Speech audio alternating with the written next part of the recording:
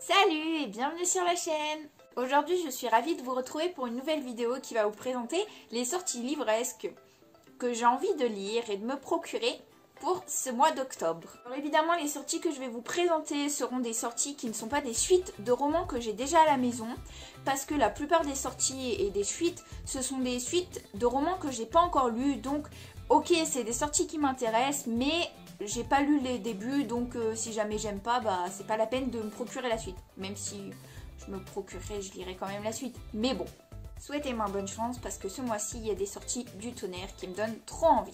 Seulement, ce mois-ci, il n'y aura aucun achat parce que je suis en plein challenge de non-craquage avec une amie, donc Naomi, de Sock My Books, pardon. Pour ne rien acheter jusqu'au moins au 15 octobre. Puis après on prolongera ça peut-être jusqu'au 28 octobre pour faire un mois complet sans craquer.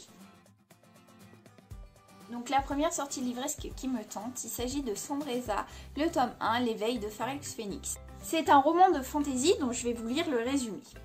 Libère-moi de ces chaînes. Orpheline et amnésique, Iphaël est condamnée à être une esclave de guerre dans le Colisée à cause de la défaite de son pays face à l'Europe et les États-Unis. Souhaitant partir à la recherche de vérité et de son identité, Calhead, un ténébreux esclave, lui prêtera main forte à maintes reprises. Une étrange attirance les lie, mais elle ne cesse de la combattre. D'autant plus qu'à cause des mystères qui entourent Khaled, Iphaël ne sait pas vraiment si elle peut faire confiance à cet homme, venu du monde auquel elle appartient, mais dont elle ignore jusqu'alors l'existence.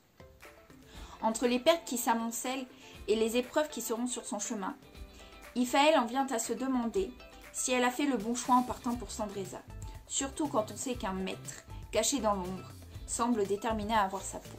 Donc clairement c'est le résumé qui me donne super envie. Donc c'est un livre fantasy qui sort chez Juno Publishing si je ne me trompe pas. Voilà, donc j'espère que ça vous a donné envie de le découvrir.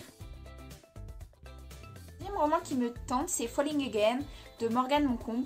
Donc c'est un roman que je vois énormément passer sur Bookstagram, donc qui me donne envie, mais vu les avis mitigés qu'il récolte et surtout ce qu'on en dit, je suis quand même mitigée. Alors le résumé me donne super envie et je vais vous le lire bientôt, mais les avis qui en sortent font contrebalancer mon envie de le lire. Donc le résumé. Surdoué mais solitaire, Aaron n'a que 5 ans lorsqu'il manque de se noyer. Celle qui le sauve d'une mort certaine n'est autre que Fleur, une petite fille bavarde avec des millions d'amis.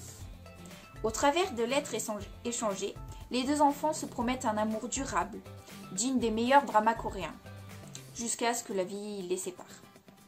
16 ans plus tard, Fleur est une écrivaine romantique mais fauchée, qui a perdu toute confiance en elle. De son côté, Aaron est devenu un professionnel du jeu vidéo, froid et asocial. Lorsque leurs chemins se croisent à nouveau, Fleur pense que c'est le destin, l'occasion de faire table rase du passé. Seul problème, Aaron semble avoir tout oublié de leur histoire d'amour. Voilà. Donc j'ai bien aimé le résumé, après à voir ce que ça donne et on verra si je me le procure réellement. N'hésitez pas à me faire part de vos avis en commentaire. Le troisième roman qui me tente, c'est L'année de grâce de Kim Liggett.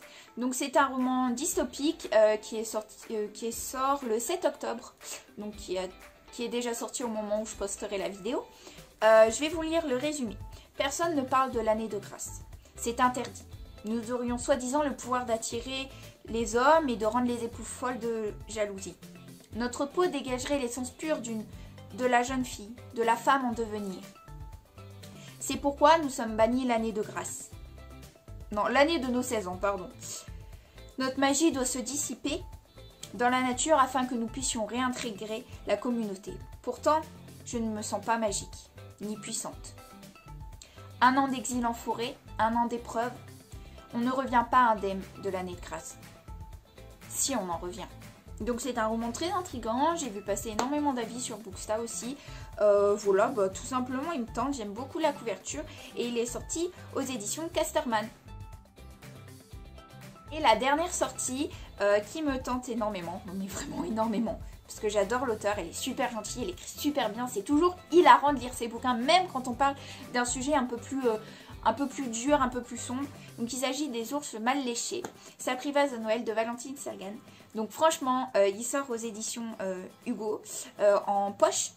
Et il me tente trop, j'ai trop envie de rigoler, de passer un bon moment autour d'une comédie de Noël où je vais rigoler quoi, voilà, tout simplement. Donc je vais vous lire le résumé. Malgré un quotidien bien huilé, Irène a l'impression de passer à côté de son destin. Alors, quand elle apprend que la vieille amie de sa grand-mère lui lègue sa maison en Angleterre, elle n'hésite pas et saute seule dans le premier avion direction Charleston.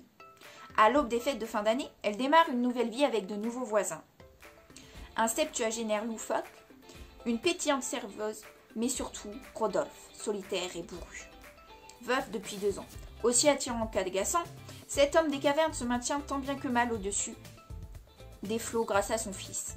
Et si l'étincelle Irène réussissait à le faire sourire à nouveau?